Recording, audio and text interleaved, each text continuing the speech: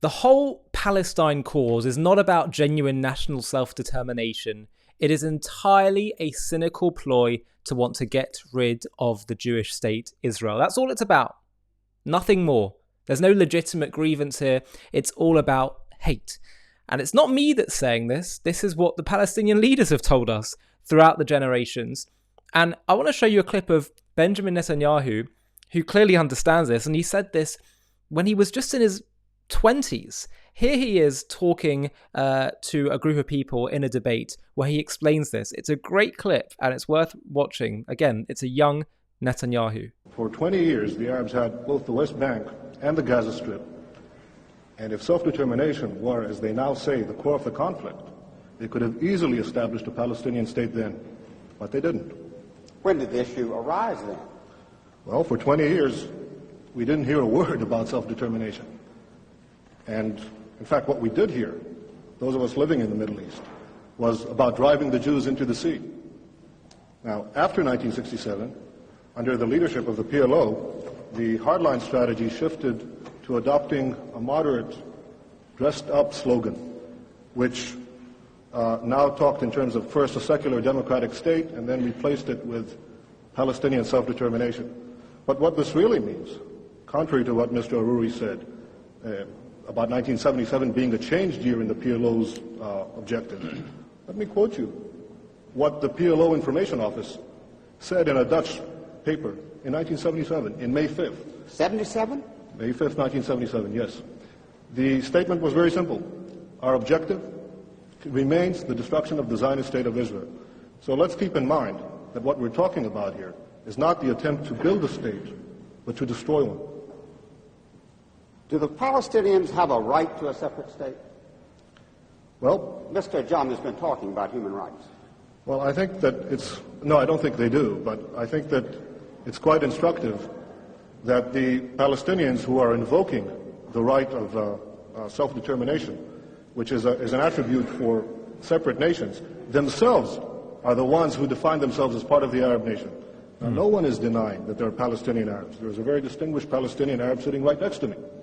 But the Palestinians themselves, in the Palestinian National Covenant, the very first article, say that the people of Palestine, quote, are part of the Arab nation.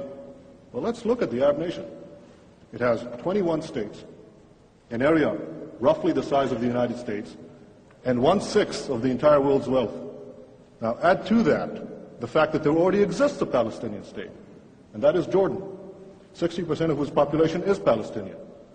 I think it's quite interesting that Yasser Arafat and King Hussein, who are bitter enemies, agree on one thing, that Jordan is a Palestinian state.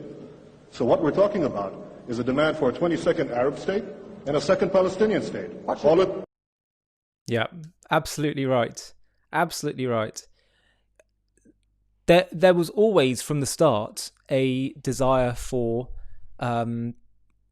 unity, Arab unity. The Haj Amin al-Husseini, the first spiritual and political leader of the Arabs in British Mandate Palestine, said that he really saw it as being part of southern Syria. If they would have won in 48, the Arab armies trying to destroy Israel, then they would have all just had piece of the land. There would not be a separate Palestinian state there. Jordan would have a chunk, Egypt would have a chunk, Lebanon would have a chunk. And so it's quite clear that it's not about a genuine desire for self-determination. If Palestinian Arabs, which live in Jordan, were so concerned about self-determination, why don't they overthrow the Jordanian king, who is not himself Palestinian? It's the Hashemite kingdom of Jordan that are governing. So it's clearly not about their desire for self-determination. It's just about their desire to rid the world of the Jewish state. There was no concern, as Netanyahu said, between 48 to 67 and having independence in Judea and Samaria controlled by Jordan, or when Gaza was controlled by Egypt. So we can see that it's not sincere. Counter that also with the fact that the Jewish people have an exceptionally strong claim to the land of Judea and Samaria and Gaza, both in international law, but also just historically. There's never been a sovereign state there other than a Jewish one. Ever.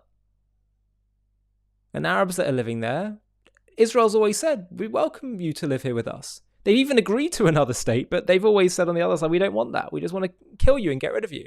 Well, sorry, not going to happen. I suppose one thing to take away from this is that it's good at least that we know that Netanyahu understands all of this, right? He's understood this for a very long time.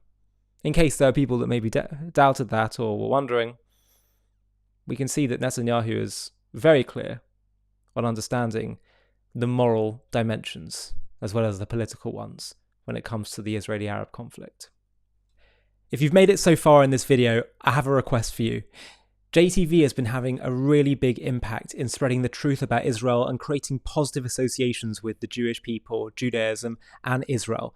We've really grown a lot, particularly in the last year, and we're having a really significant impact, both for Jews and non-Jews. But I really want to take JTV to the next level so we can start to compete with the other big online media beasts that are often peddling anti-Israel content. And the way we're going to do that is to scale even faster. So I'd love to build a team where we have other presenters doing shows like me, that start doing documentaries, supplementary content, animated content, etc., etc.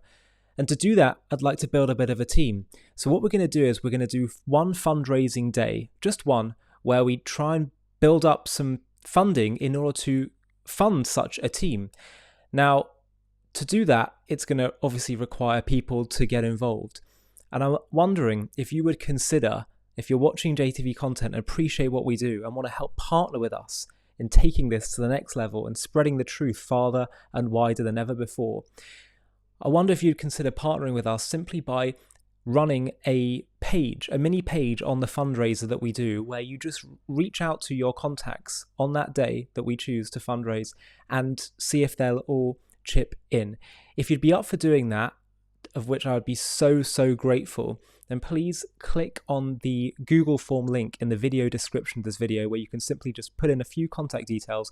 It'll be a very small commitment, as I say, literally just one day that we'll all agree upon as a collective community. But the impact is going to be so big. There's such strength in numbers. If we all pull together and do this, we can take this to the next level. And as I say, all of us can partner together in bringing and spreading the truth to the whole world. So please do consider clicking on that link, filling in the form, and I'll be in touch very soon to talk about the next steps. Small commitment, but a big impact.